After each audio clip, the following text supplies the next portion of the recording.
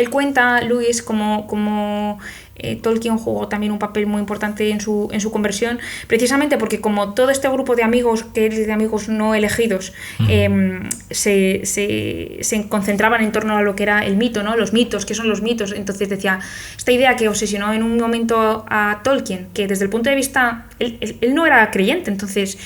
Lewis no era creyente, entonces. Claro, ¿no? Lewis no era creyente, o sea, él disfrutaba de la lectura de los mitos, y él cuenta que había un mito en concreto, el mito de Balder, que era un dios que muere y vuelve a la vida, como que siempre le había llamado mucho la atención. Entonces, hablando de esta idea de lo que era el mito y de cómo, pues, de la verdad que hay en los mitos, se inicia la famosa conversación, ¿no? entre Lewis, Tolkien y también Hugo Dyson, que tuvo lugar, ¿no? En estos caminos, para aquellos que hayan estado en Oxford, en Addison Walk, un camino, o sea, un paseo que duró hasta toda la madrugada, yo creo que fueron. Bueno, creo que dieron un paseo, pero hacía viento y se volvieron al college, una cosa algo así, ¿no? Pero fue una conversación que duró toda la noche, ¿no? Y en la que Tolkien le enseñó a Lewis la importancia que tienen los mitos, ¿no? Y cómo el mito, cómo el cristianismo y la historia de Cristo era un mito hecho realidad, ¿no? Porque en este caso decía, bueno, pues Balder es un dios que muere y vuelve a la vida, pero con la diferencia que no ha existido, y Cristo sí ha existido, ¿no? Entonces... Pero vamos a demorarnos en eso, que ahí está la chicha. Ese es el tema complicado. Vale, bueno, entonces esta anécdota famosa, esto pasa en septiembre o así, ¿no? Sí. Porque Lewis invita a Tolkien y a este otro Inkling, Hugo Dyson, a cenar a su college, ¿no? Y después dan un paseo.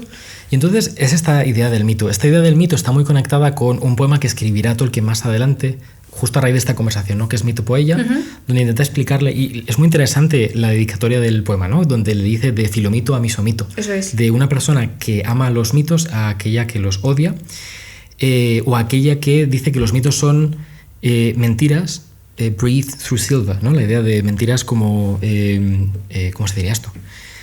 Como hebradas de plata, ¿no? Una cosa así. No de plátano, sino de plata.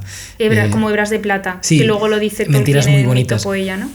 Eso es, exacto. Sí, son como mentiras bonitas.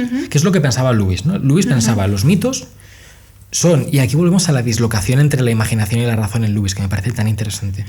Los mitos habían cautivado su imaginación, porque él los leía, los disfrutaba y le causaban esta sensación de joy, ¿no? La idea del gozo profundo.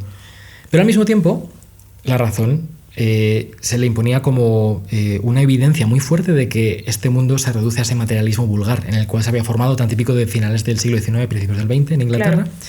Y entonces Tolkien ayuda a Lewis a reconciliar estos dos mundos, ¿no? Dándose cuenta de qué, o sea, cómo lo reconcilia. Esa es la clave, que es con esta idea que dices tú, ¿no? Del mito cristiano, cristianismo como mito. Claro, yo creo que la clave para entender esto es el concepto de joy, que se relaciona con el mito. O sea, está unido. Por un lado dice, vale, yo desde el punto de vista... yo creo en un racionalismo, ¿no? Es decir, es que esto no puede ser verdad, ¿no? Pero a la vez, yo cuando leo los mitos nórdicos, a mí eso me produce digamos, una experiencia estética, digamos, me despierta a mí un anhelo que deseo retener, ¿no? Porque es donde realmente a lo mejor yo encuentro ese consuelo para las respuestas que yo tengo en mi vida, y que no brota de mí, que eso no es algo que yo, digamos, me propongo y creo y entonces ya está, sino que procede de otro. Entonces esa idea del objeto, digamos, fuera de mí, que digamos es el que me da esa alegría, le produjo a él como un choque muy fuerte entre lo que él había vivido, su forma de pensar. Había algo que no conectaba, ¿no? Sí, ese es como el argumento del deseo, ¿no? Que se va a llamar. O sea, la idea de que Lewis se da cuenta de que ese deseo, ese anhelo que hay en el corazón humano, se tiene que corresponder con un objeto, que ha sido un argumento criticado de muchas maneras. ¿Sí? Pero bueno, es la idea de que si ¿cómo lo decía él? Que si hay una silla en el corazón humano y esa silla está hecha para que alguien se siente sobre ella, por así decir, ¿no?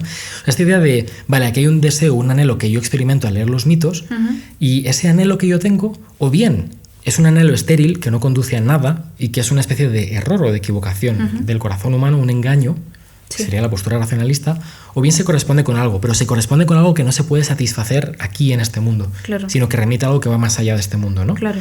Y supongo que la clave es ese darse cuenta de que, de entre todos los mitos, a ver si lo decimos bien, de que el cristianismo, que es una religión que se funda en un hecho histórico, o sea, que profesa comenzar a partir de algo que ocurre, también es un mito, se puede leer como un mito, en el sentido en que no solamente se puede estudiar el cristianismo de manera racionalista, viendo si este hecho histórico ocurrió o no ocurrió, sino de manera imaginativa.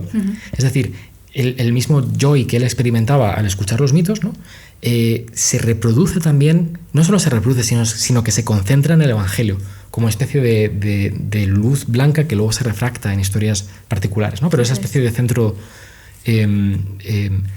imaginativo, o esa especie de poder para capturar la imaginación, ¿no? Que tiene el cristianismo en cuanto que historia, o sea, en cuanto que mito, narración, ¿no? Independientemente de si ocurre o si no ocurre.